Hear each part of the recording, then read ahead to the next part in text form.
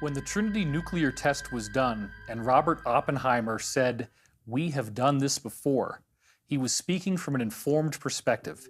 In the ancient Hindu text, the Bhagavad Gita, there is a reference to a bolt of iron charged with the light of 1,000 suns.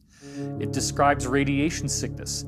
It describes elephants screaming and dying. It describes the shadows that are left on the ground after the blast goes off. All things that we're now very familiar with in the nuclear age.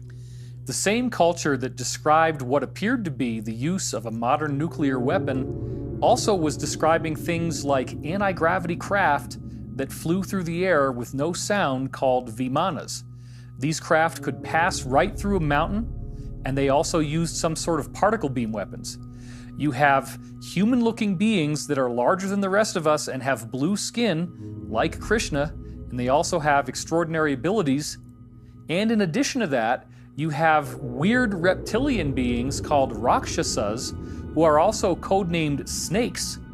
And these beings clearly appear to be of a reptilian nature.